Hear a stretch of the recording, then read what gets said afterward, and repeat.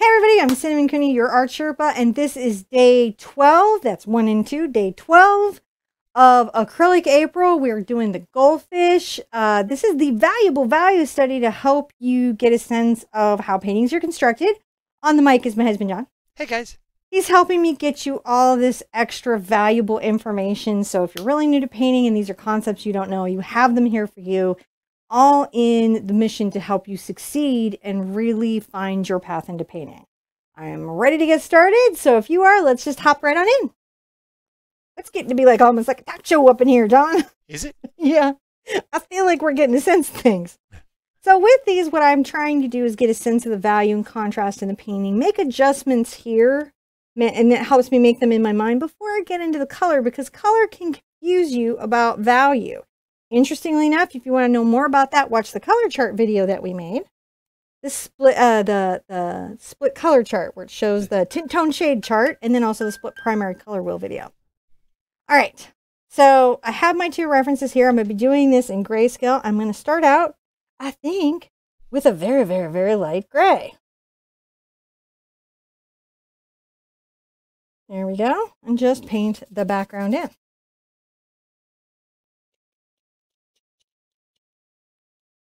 That's just that mid gray that you tend to do. Yeah, it's lighter than a middle gray. It's like between the middle gray and white is where it would be. Because, you know, can't see 50 Shades of Gray. I only see like a few. Actually, I think we can see. But you know what? That's not true, because they made 255. that paint set that's 50 Shades of Gray, and they have like 50 Shades of Gray. So they made a lot of gray. I think they really leaned into the chromatic grays. We'd have to look at what the color gamut is set to for the streaming encoder. We may be lit to an 8-bit color depth. With this, we really, really, really don't want to do all 50 shades. We really want to keep it as simple as possible so we can really catch the highlights or what's important in the piece. I'm going to sketch my little fish in with my white. Now, here's an interesting thing. Here, because I need to talk about where the top of the water is. I am not putting in his little buddy. Too complicated. Not like it's too hard complicated. In other words, it's just visually, I don't think it's adding to the composition. Oh, so that's what's behind him. Second fish there, I think it's visually muddling.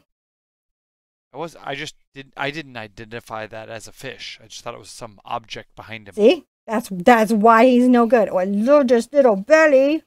Belly, belly, belly, belly, belly.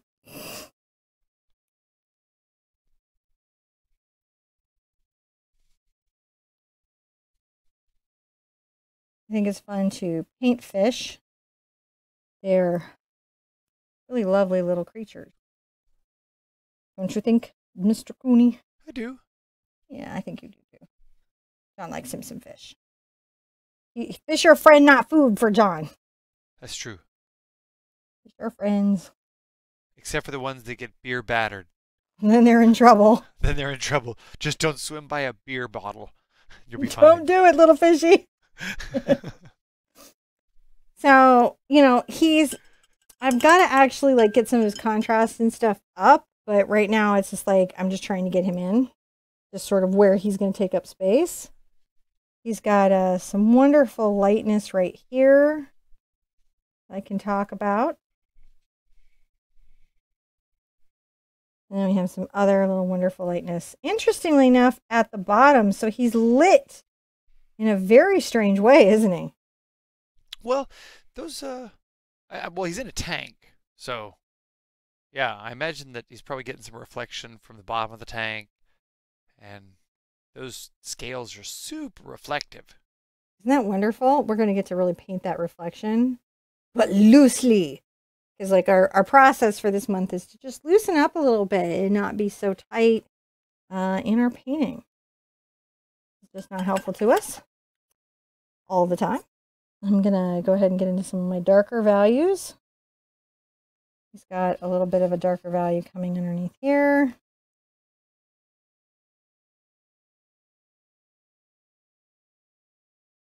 And that's just about seeing where he's got little shadows on him. to help him come to life.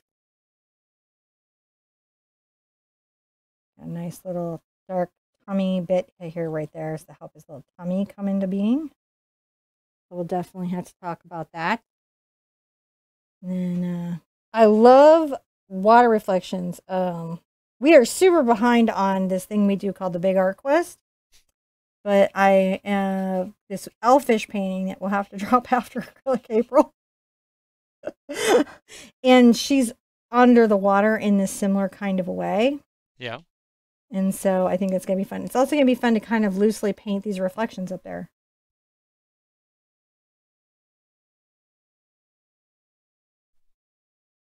It's a fun thing, I think.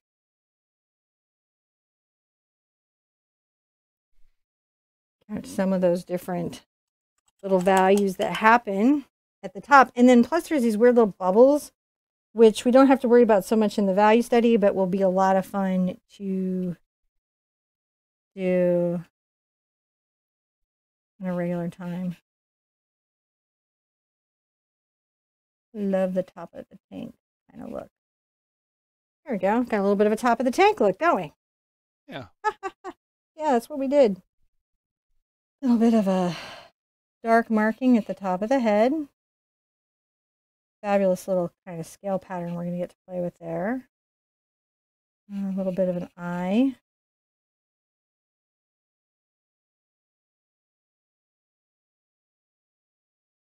Happening, which we'll refine more. So you can see these are not like detailed renderings. These are literally almost like a paint doodle where you're just trying to get a sense of how an object fits into a space.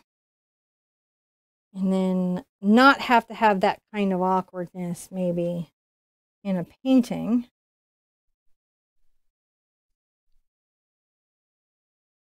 As you might. Really like this here. Gonna be a lot of fun to do. There are you. You're a little thin there.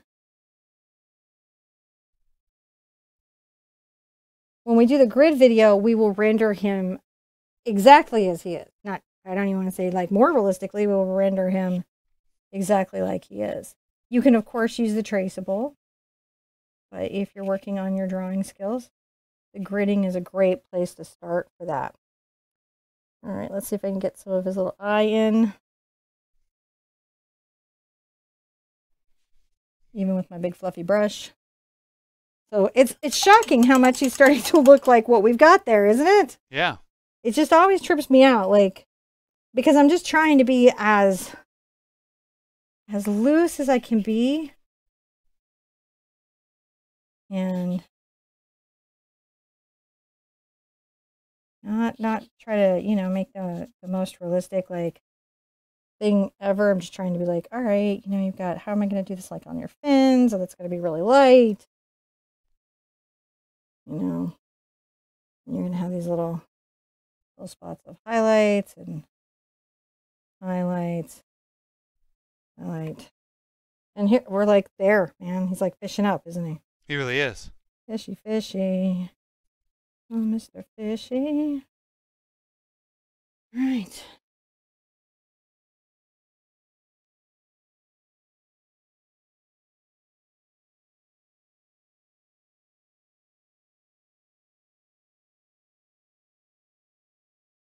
He's paying attention to where he needs some stuff.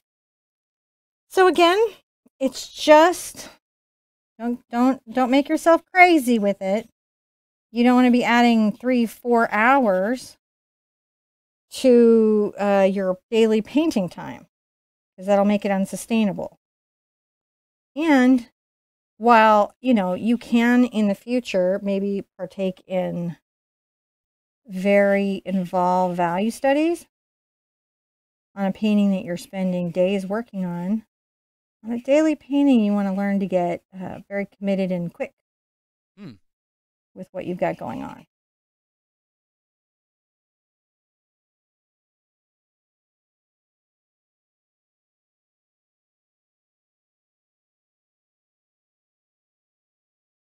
and quick.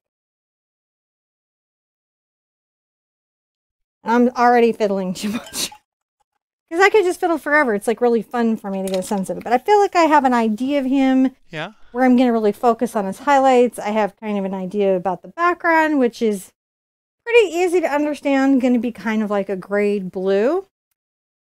I don't really expect to change the color on him that much. So at this particular stage, I would say my color wheel, my harmony wheel, while helpful, like I might check it to go like, did I pick this photo because it has these elements, which I already know where the blues are, and I did. So I already know I did. But that's why I would use that, is just to make sure that like maybe that's why I'm selecting things and getting to know myself creatively better. Be good to yourself, be good to each other, and I want to see you at the easel really soon. Bye. Bye.